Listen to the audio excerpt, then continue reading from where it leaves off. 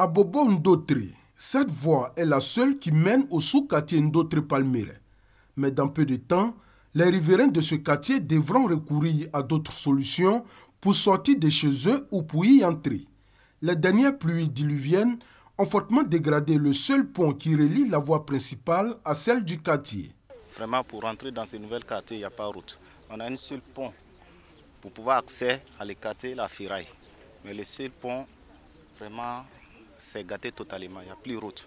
Quand il pleut, la pluie, même à l'eau là, ça ferme le pont complètement. Ça prend le pont complètement. Il n'y a pas de route. Quand on prend un taxi en ville pour venir, vous faites par là ici à l'entrée du quartier. Parce qu'ils ne s'imaginent pas qu'il n'y a pas de route ici. Arrivé là même, tu es obligé de payer un peu plus pour qu'ils t'accompagnent dans le quartier. En plus de cela, il n'y a même pas de lumière. C'est ici aussi que les automobilistes passent pour rejoindre la case de Ndotre. Le pont qui est dans un piteux état n'est pas sans conséquence sur les activités des ferrailleurs, vu que les clients n'osent pas s'aventurer sur cette voie de peur d'endommager leur véhicule. Un peu en haut ici. Si ta voiture n'est pas en forme, elle ne peut pas monter ici. Si ta voiture est trop bas, tu ne peux pas passer sur le pont parce que l'eau, vraiment, quand ça déborde, c'est trop haut. De l'aide, les riverains de Ndotre Palmeraie en ont besoin et ils n'ont pas manqué de l'exprimer à notre micro pour interpeller les autorités compétentes afin que celles-ci se penchent sur les calvaires qu'ils vivent au quotidien. Selon eux, 5 corps ont été retrouvés sous ce pont après les dernières pluies qu'a connues le district d'Abidjan.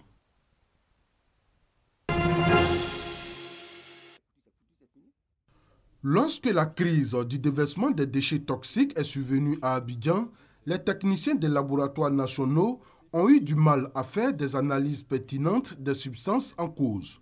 Il a donc fallu envoyer ces substances en Europe dans des laboratoires spécialisés, ce qui a occasionné une réaction tardive dans la prise de décision. Ce dysfonctionnement est désormais corrigé. Des techniciens des laboratoires nationaux ont bénéficié d'une série de formations qui les rend désormais aptes à la gestion des déchets chimiques et biologiques dangereux. Lorsqu'il y a une crise, qu'on vous envoie par exemple 500 tonnes d'un produit qui est pollué, ce n'est pas les 500 tonnes que vous allez utiliser. Quelle est la quantité minimale dont vous aurez besoin pour faire une analyse objective? Donc la formation à la norme ISO 17025 CEI, c'est une norme internationale qui est reconnue et qui permet de démontrer que le laboratoire est apte à faire les analyses qui lui sont demandées. Désormais, nos techniciens seront aptes à faire des analyses de laboratoire poussées, de telle sorte qu'on ne soit pas obligé d'aller avec des prélèvements à des dizaines de milliers de kilomètres du pays. Tout va se faire ici. Les techniciens nationaux ont participé à 6 modules de formation de 3 jours chacun, notamment dans le domaine de l'échantillonnage et de l'analyse. Ces 6 modules de formation de 3 jours chacun nous ont permis de présenter les exigences d'un référentiel qui va permettre de porter à la connaissance de la communauté scientifique et de la communauté complète qu'un résultat présenté par un laboratoire peut être fiable et reproductible et donc on peut avoir confiance dans ce qui est dit. Outre les techniciens nationaux formés, c'est un réseau de consultants dans le domaine de l'évaluation de la compétence des laboratoires que les centres d'excellence de l'Union européenne ont mis en place dans la région façade atlantique africaine et Tunisie.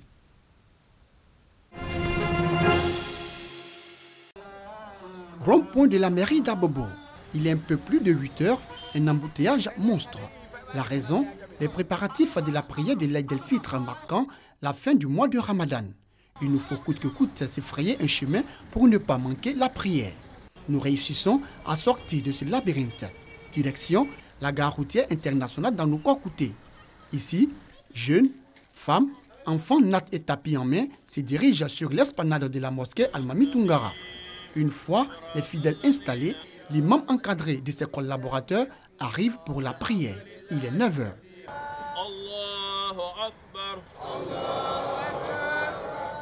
La prière terminée, l'imam Moussa Diarra dans son sermon a exhorté les fidèles à tourner le dos à la corruption. Un fléau qui guette notre communauté, qui guette la communauté nationale, qui est l'enrichissement illicite. L'islam combat le haram sur toutes ses formes. C'est pour cela que les imams interpellent les uns et les autres. Non loin de là, au rond-point du Banco, l'imam Dambélé Mamadou a quant à lui mis l'accent sur l'importance qu'il y a à préserver les acquis du mois de Ramadan. Après ce mois de jeûne, Nous allons voir tout à l'heure, les enfants vont aller dans les maquis, des bars, ils vont commettre des péchés. Vraiment, c'est des trucs qui sont blâmables. Préserver les acquis du mois de Ramadan, un thème développé également par les guides religieux des mosquées d'Anyama. Les fidèles musulmans, eux, se disent être en phase avec les imams et les guides religieux. Pour tout bon musulman, nous devons préserver les acquis du Ramadan, qui est un mois de partage, d'amour, d'adoration et de pénitence. Après le Ramadan, il faut continuer à être généreux, il faut avoir de bons comportements, il ne faut pas déraper. Comme les imams m'ont recommandé, nous devons pouvoir garder ces bonnes habitudes qui sont en même temps des habitudes de cohésion, de bonne entente, de solidarité. Nous souhaitons que ces valeurs puissent rester. Louanges et bénédictions ont également meublé cette prière de l'Aïd el-Fitr dans les communes d'Abobo et d'Anyama.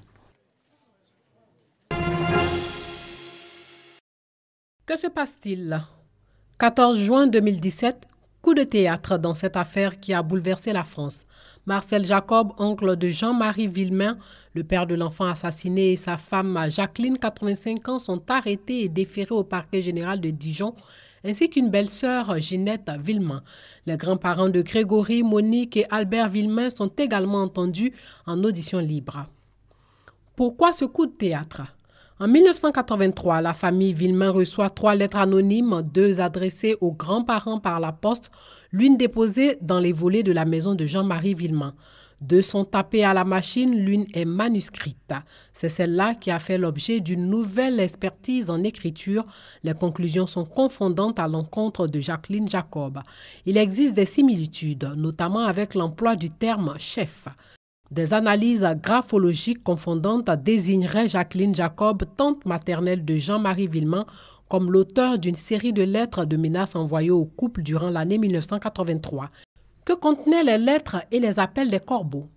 Ces corbeaux reprochaient aussi aux grands-parents Villemain de délaisser le fils aîné Jackie, le fils de Monique, toutefois reconnu par Albert. Autre reproche à Jean-Marie Villemain, sa nomination au poste de contremaître au sein de l'usine Auto-Coussin.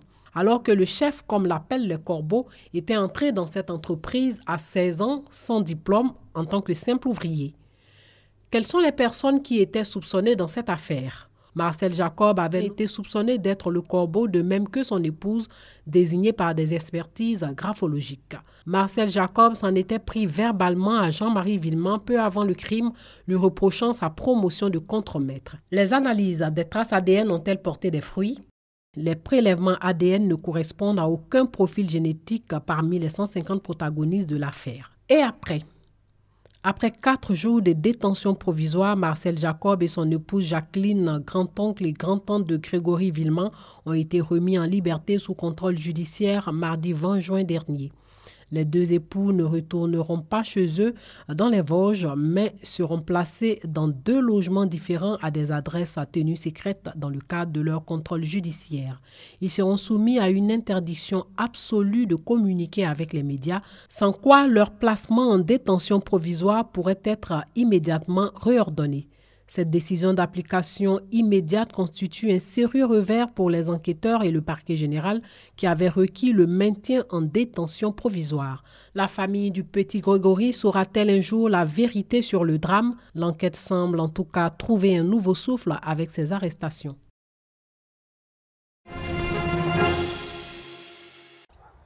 Ces bénévoles sont à la recherche d'oiseaux. Ce n'est pas par passion pour l'ornithologie, mais c'est pour les sauver.